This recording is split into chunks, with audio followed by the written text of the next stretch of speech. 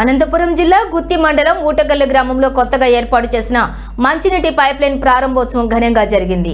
ఈ కార్యక్రమానికి గుంతకల్లు నియోజకవర్గం ఎమ్మెల్యే గుమ్మనూరు జయరాం తనయుడు, గుత్తి పామిడి ఇన్ఛార్జ్ యువనేత గుమ్మనూరు ఈశ్వర్ ముఖ్య అతిథిగా హాజరయ్యారు.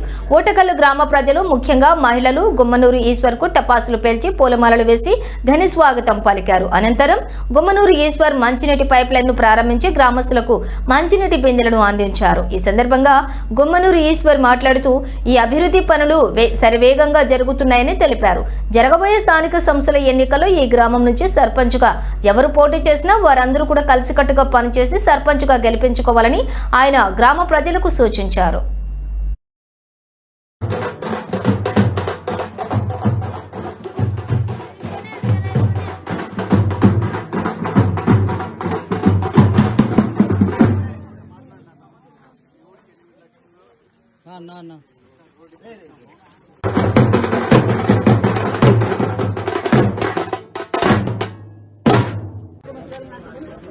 ఒకవేళ ఆర్టికల్ అవుతుంది లేదంటే బేతపల్లికి షిఫ్ట్ చేస్తుంది.